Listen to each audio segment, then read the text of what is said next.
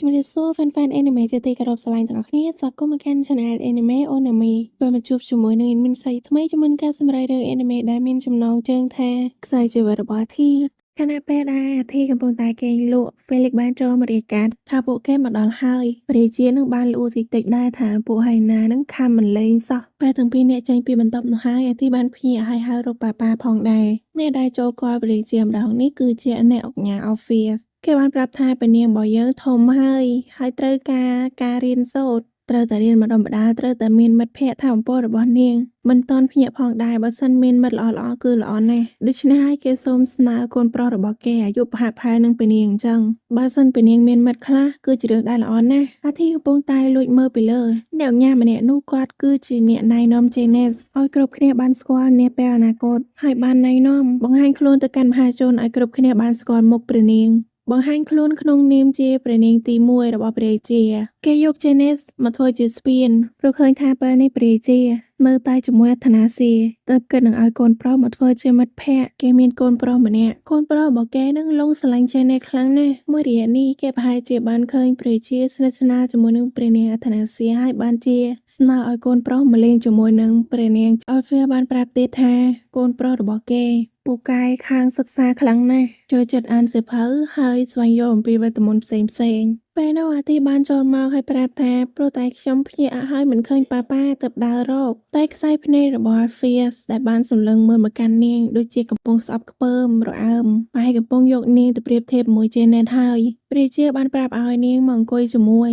Fierce កំពុងតែនិយាយបន្តអាទីសួរថាគេបកកាយខាងសិក្សាមែនអត់គេអានទៅដល់សៀវភៅមួយណាហើយAlfia ប្រាប់ថាគេកំពុងតែអានអាទីប្រាប់ថាបើតែខ្ញុំអានចប់5ក្បាលហើយចប់ប្រវត្តិសាស្ត្ររបស់ចក្រភពយើងអានហើយនៅAlfia ប្រាប់ថាគេមិនទាន់សិក្សាដល់រឿងទាំងអស់នោះទេអាទីបានឆ្លើយថាមិនចង់មានមិត្តដែលល្ងងជាងខ្លួនឯងទេ Alfia ប្រាប់ថាអ្វីដែលគេពូកែពេលនេះគឺវេទមន្តធ្វើឲ្យអាទីនឹងមុខសពោនភ្លាមព្រាជាប្រាប់ថាបានហើយមានក្មេងតែម្នាក់គួរឲ្យធុញគ្រប់គ្រាន់ហើយចាំយើងមកនិយាយគ្នាសារថ្មីរឿងមិត្តរបស់នាងអាធីបាននិយាយថាវេទមន្តមែនក្រោយមកនាងបានយកសភៅវេទមន្តហើយនឹងមានរបស់វេទមន្តផងដែរជាឧបករណ៍វេទមន្តបុរាណចូលទៅក្នុងព្រៃតែម្នាក់ឯងឧបករណ៍វេទមន្តបុរាណនេះវាអាចបង្កើតពពកផ្ទៃមេឃសម្បែតអមិតបានហើយនាងនឹងបានលាក់ខ្លួនផងដែរបើថាមពលវេទមន្តកាន់តែច្រើនប៉ុណ្ណាកាន់តែលាក់បានចិត្តល្អពេលទីចាប់ផ្ដើមប្រើវេទមន្តនាងហាក់ដូចជាមានសង្ឃឹមខ្ពស់ណាស់ប៉ុន្តែបានឃើញថា00បានន័យថានាងអត់មានវេទមន្តទេវេទមន្តគឺ0ទាំងដែរប៉ាមានវេទមន្តហោហៀហើយម៉ាម៉ាគឺជាអ្នករបាំវេទមន្តផងដែរប៉ុន្តែហេតុអីនាងមិនមានវេទមន្តសោះអញ្ចឹងកន្លងផុតទៅ2ឆ្នាំលីលៀនបានឆ្លងកាត់រាជធានីដែលលោកបានផ្សព្វផ្សាយថាផ្លែឈើទាំងអស់នេះអាចបញ្ជួយធម្មពលរបស់រាងកាយហើយនឹងធម្មពលវេទមន្តបានដែរលីលៀនប្រាប់ឲ្យអ្នកបរទេសឈប់សិនមុននឹងចូលទិញផ្លែឈើមនុស្សបាននិយាយថាមើលចននេះសុទ្ធតែគ្រឿងទេសល្អប្រហែលកំពុងតែដឹកជញ្ជូនទៅរាជវាំងរូប៊ីហើយមើលទៅព្រះជាប្រហែលស្រឡាញ់ព្រះនាងខ្លាំងហើយមើលទៅមិនអត់ត្រឹមនឹងទេឮថាបង្កើតបណ្ណាល័យមួយឲ្យព្រះនាងតល់ខ្លួនទៀតអ្នកដែលបានទទួលរាជបល្ល័ង្កអង្គបន្ទាប់ប្រហែលជាព្រះនាងរបស់យើងហើយនៅពេលនោះដែរមានបរិសម្នាក់សក់ពណ៌ខ្មៅវែងដោយមនុស្សស្រីបានបង្ហាញខ្លួនហើយប្រើវេទមន្តយកផ្លែប៉ោមមកគេបានឃើញទៀតថាកញ្ញាម្នាក់នោះដែលឈ្មោះថាលីលៀននាងគួរតែស្លាប់យូរហើយប៉ុន្តែបែរជានៅមានជីវិតគួរឲ្យចាប់អារម្មណ៍ខ្លាំងណាស់តើអ្នកណាគេទៅអ្នកកែប្រែជោគវាសនាឲ្យនាងគេកំពុងតែប្រើវេទមន្តដើម្បីរកមនុស្សម្នាក់នោះនៅខែអាធីវិញពេលនេះនាងអាយុ7ឆ្នាំហើយពេលនោះនាងកំពុងតែអានអក្សរហើយគ្រប់គ្នាលឺហើយគឺស្ញើឲ្យសើនាងខ្លាំងណាស់ថាពូកែហើយខ្ជូទៀតផងពេលអានចប់ Alpheus បានមកទីនេះម្ដងទៀតខានជួបគ្នាយូរហើយព្រះនាងតូចធំលូតលាស់បានល្អពិតមែនថ្ងៃនេះដែរអង្គ Alpheus គេមកដោយសារតែចង់ណែនាំមិត្តឲ្យព្រះនាងទៀតប៉ុន្តែម្ដងនេះគឺជាក្មេងស្រីហើយយូរដណ្ដើរគ្នាទៀតផងនាងពូកែខាងច្បាប់គិតថាអាចធ្វើជាមិត្តដ៏ល្អឲ្យព្រះនាងរបស់យើងបានអាទីបានប្រាប់ថាលោកកំពុងតែប្រាប់ថាខ្ញុំមិនដឹងពីច្បាប់របស់នគរខ្លួនឯងទេមែនមុននឹងបានរៀបរាប់ពីច្បាប់វិន័យរបស់នគរមួយនេះធ្វើឲ្យអាញា Alpheus នឹងមិនអាចនិយាយអីចេញគេស្មានមិនដល់ថាព្រះនាងធំលូតលាស់លឿនហើយពូកែដល់ថ្នាក់នេះអាទីប្រាប់ទៀតថានឹងមានផ្សេងទៀតដែលខ្ញុំចង់ចិត្តមានដូចជាសង្គមវិទ្យាហើយនឹងប្រវត្តិសាស្ត្រឧទាហរណ៍ដូចជាសៀវភៅមួយក្បាលនេះអញ្ចឹងមុននឹងយកទៅឲ្យគេអាន Janice ធ្លាប់អានសៀវភៅនេះអត់គេប្រាប់ថាអូសៀវភៅមួយក្បាលនេះ Janice ធ្លាប់ប្រាប់ថាបើសិនមានអ្នកបកប្រែឲ្យគឺជារឿងដែលល្អខ្លាំងណាស់អាទីប្រាប់ថាសៀវភៅមួយក្បាលនេះបកប្រែរួចហើយយកទៅឲ្យ Janice អានផងអង្គញា Roger Alphys ក៏បានយកមកអានគ្រាប់សៀវភៅហ្នឹងគេបានសរសេរថា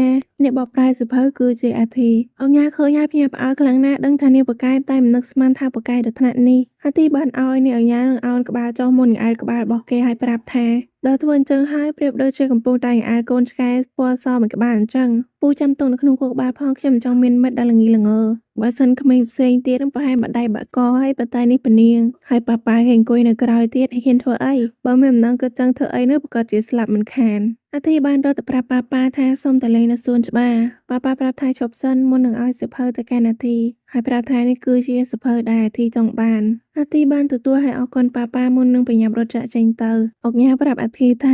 ជួបប្រមាណដងពីនាងតែធ្វើឲ្យខ្ញុំស្ញប់ថ្ងៃរហូតខ្ញុំនឹងតឹងរង់ចាំជួបពីនាងពេលក្រោយទៀតអាទីមិនបាននិយាយអីទៅកាន់គេទេរត់ទៅមុខបន្តទៀតក្រោយមកអាទីបានមកដល់សួនរបស់នាងហើយនាងមិនចង់ឲ្យកូនប្រុសអ្នកអុកញ៉ាឬ Janice មករកនាងទេនាងគិតថាបើសិនមាននរណាម្នាក់ដែលពាក់ព័ន្ធនឹងអ្នកអុកញ៉ាចូលមកក្នុងវាំងនាងប្រកាសជាធ្លាក់ខូចមិនខានប៉ុន្តែនាងមួម៉ៅខ្លាំងណាស់ដែលខ្លួនឯងនៅតែមិនទាន់ចេះប្រើវេទមន្តទៀត7 ឆ្នាំហើយប្រើមិនបាននាងបានយកសៀវភៅដែលប៉ាប៉ាឲ្យមកសៀវភៅមួយនេះវាចាស់ខ្លាំងណាស់អ្នកណាសរសេរក៏មិនដឹងដែរត្រូវបានគេលុបឈ្មោះបាត់ហើយសៀវភៅមួយនេះវាប្រមូលផ្ដុំទៅដោយគេថាចាស់ពេលនោះអាទីចាប់ផ្ដើមសាកប្រើវេទមន្តដល់ពេលប្រើនាងអាចប្រើបានពិតមែននឹងធ្វើឲ្យសៀវភៅហោះហើយហោះទៅណាក៏មិនដឹងដែរទៅប្រញាប់រត់តាមរត់បានជួបជាមួយនឹងបរិអានកំបាំងម្នាក់អាធីពេលបានឃើញគេពេជ្រជាភ្ញាក់ផ្អើលខ្លាំងណាស់បរិម្នាក់នោះបែរមកហើយប្រាប់ថាខ្ញុំជួបហើយអ្នកដែលគ្រប់គ្រងជោគវាសនាអាធីឃើញហើយនាងអត់ខ្លាចទេគាត់ថាគេដូចតុក្កតាណាស់ប្រូនឹងពេលបានឃើញអាធីមានកាប់កិរិយាអីសោះគេគិតថាច្រឡំមនុស្សតែដឹងអាធីសួរថាលោកជាអ្នកណាហើយមកធ្វើអីនៅទីនេះមុននឹងគេបានចេញទៅពេលនោះ Felix បានចូលមកល្មមគេកំពុងតែដើរចូលទៅរកអាធីធ្វើបានជាបរិសសក់ខ្មៅប្រាប់ថាកុំចូលមកមុននឹងប្រើវេទមន្តដោយត្រូវវេទមន្តរបស់គេធ្វើបានជា Felix នឹងនិយាយថាតើខ្ញុំមកធ្វើអីនៅទីនេះទៅមុននឹងដើរចេញទៅបាត់អត់ខ្វល់ពីអាធីទៀតអាធីគិតថាប្រកាសជាបរិសសក់ខ្មៅនេះមិនខានដែលធ្វើរឿងបែបនេះនាងសួរថាតើគេធ្វើអីដល់ Felix លោកជាអ្នកប្រើវេទមន្តមែនបរិសសក់ខ្មៅម្នាក់នោះប្រាប់ថាខ្ញុំនេះហើយគឺជាអ្នកបកកាយខាងវេទមន្តជាងគេនៅលើពិភពលោកមួយនេះខ្ញុំទៅសិនហើយអាទីប្រាប់ថាឈប់សិនគេប្រាប់ថានាងកុំលងងប់ងល់នឹងវេទមន្តរបស់ខ្ញុំអីតែអាធីនឹងមិនខ្វល់ទេបានប្រាប់ថាយកសៀវភៅខ្ញុំមកវិញបរិមម្នាក់នោះប្រាប់ថាក្នុងនាមខ្ញុំជាមេឃខ្ញុំសូមប្រមាននាងកុំសូត្រគេថានឹងឲ្យចាប់អីអាធីសួរហេតុអីគេប្រាប់ថាព្រោះវាគ្រោះថ្នាក់មុននឹងបោះសៀវភៅទៅអាធីឲ្យបាត់ខ្លួនក្រោយមកនៅរាជវាំងអាធីបានមកប្រាប់ Felix ថាគេត្រូវវេទមន្តរបស់បរិសឈុតខ្មៅម្នាក់នោះប៉ុន្តែ Felix នោះប្រាប់ថាពនាងនិយាយអីពនាងយល់សប្តិមែនអាធីប្រាប់ថាខ្ញុំបានស្វាងភ្នែកហើយវាអត់មានយល់សប្តិទេវាគឺជារឿងពេទ្យខំរៀបរាប់ប៉ុណ្ណា Felix ក៏នៅតែមិនជឿអាធីប្រាប់ថាមិនជឿក៏មិនជឿទៅធ្វើដូចមានរឿងអីកើតឡើងទៅបានហើយអញ្ចឹងមុននឹងប្រញាប់រត់ចាក់ចែងទៅក្រោយមក Felix បានមករកព្រះរាជាហើយប្រាប់ថាត្រៀមរបស់របររួចរាល់ហើយមួយសន្ទុះទៀតអាធីនឹងមកហើយតែដល់ឃើញ Felix មើលទៅអៀនៗទៅសួរថាគេមានរឿងអីចង់និយាយទៀតមែន Felix នឹងបាននិយាយថាមិនក៏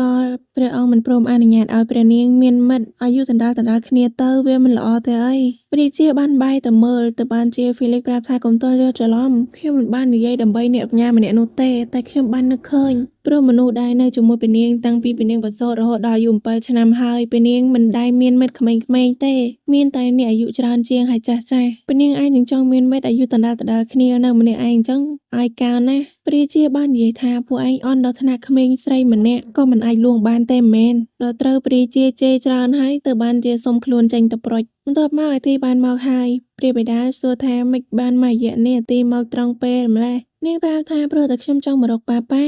ាប្រាប់ថាអញ្ចឹងថ្ងៃនេះអត់ចង់ញ៉ាំខេកទេមែនអត់ហេតុអីប៉ាប៉ាចិត្តអាក្រក់ម្ល៉េះប៉ាប៉ាប្រាប់ថានិយាយលេងតើខេកតែងតែមានសម្រាប់អាទីចំណិចមុននឹងត្រៀមខេកមកឲ្យអាទីញ៉ាំខេកយ៉ាងសប្បាយរីករាយប៉ាប៉ាគ្រាន់តែឃើញមានក្តីសុខហើយអាទីបានញ៉ាំខេកឆូកូឡេតនាងខានញ៉ាំយូរហើយនឹងលួចទៅញ៉ាំក្នុងផ្ទះបាយវាតែងតែអស់គ្មានសល់មានចោលនៅក្នុងប្រាសាទយើងទៅដឹងហើយលីលៀនតែងតែមកឲ្យនាងញ៉ាំប៉ុន្តែសំណាងល្អដែលយើងមានប៉ាប៉ាធ្វើឲ្យបានញ៉ាំរហូតតែព្រះរាជានឹងប្រាប់ថាញ៉ាំច្រើនអញ្ចឹងអត់ខ្លាចពណ៌បែកទេមែនអាទីគិតថាប៉ាប៉ាកំពុងប្រាប់ថាយើងធាត់មែនពេលនោះព្រះរាជាបាននឹកពេលសម្ដីរបស់ Felix ដែលប្រាប់ថាព្រះនាងអាធីគួរតែមានមិត្តដែលអាយុដណ្ដើលគ្នាទើបសួរថាអាធីចង់មានមិត្តអត់បើចង់បានប៉ាប៉ានឹងឲ្យអាធីជ្រើសរើសដោយខ្លួនឯងប៉ុន្តែនាងប្រាប់ថាអាធីអត់ចង់មានមិត្តទេអាធីគ្រាន់តែមានប៉ាប៉ាមាន លីលៀន ហ្វីលីក ហើយនឹងខេករបស់នាងមិនចង់មានអីទៀតទេប៉ាប្រាប់ថាគិតហើយថានាងប្រកាសជាចូលចិត្តខេកបំផុតព្រោះតែខេកវាឆ្ងាញ់បំផុតនឹងហើយប៉ាអត់យល់ពីយុវវ័យសោះនាងបាននឹកដល់បរិសវែងម្នាក់នោះថាគាត់ជាអ្នកណាមកពីណាពីណី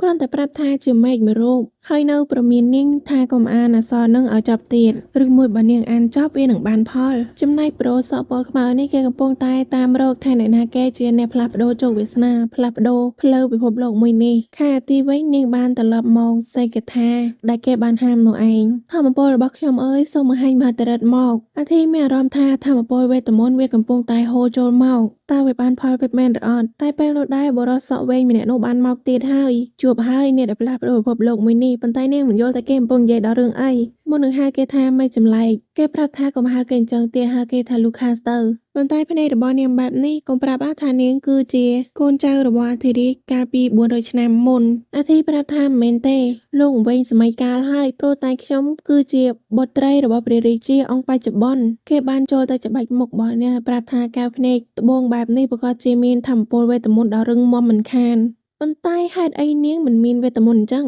មកម្នេះមកសុំមើលបន្តិចថានាងកំពុងតែលាក់បាំងអីមានអាត់កំបាំងអីមុននឹងប្រើវេទមន្តធ្វើឲ្យវល្លិចេញមកនាំខ្លួនព្រះនាងអាទីឡើងទៅខាងលើព្រះនាងឃើញពពុះនៅជុំវិញហើយវាមានក្លិនក្រអូបទៀតរហូតនាងត្រូវបានគេសណ្ដំហើយនិយាយដោយខ្លួនឯងថាអាទីអត់មានធម្មពលវេទមន្តទេដូច្នេះហើយបានជាអាទីចង់មានវេទមន្តគេប្រាប់ថានាងនៅមាត់រឹងព្រមនិយាយការពិតគេប្រហែលជាត្រូវធ្វើឲ្យនាងឈឺខ្លួនហើយគេប្រើវេទមន្តធ្វើឲ្យអាទីធ្លាក់ចុះមកប៉ុន្តែពេលនោះមានពពកមួយដុំមកជួយជីវិតនាង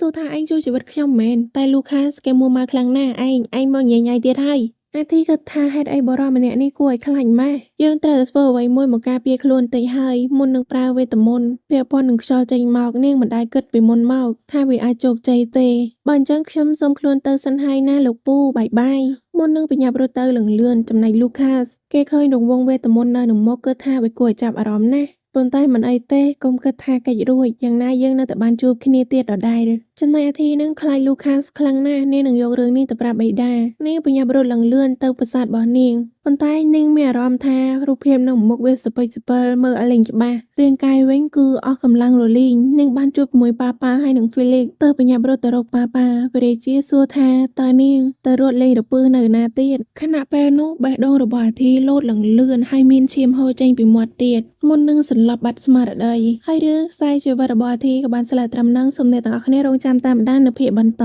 សម្រាប់ថ្ងៃនេះសូមអរគុណសូមជម្រាបលា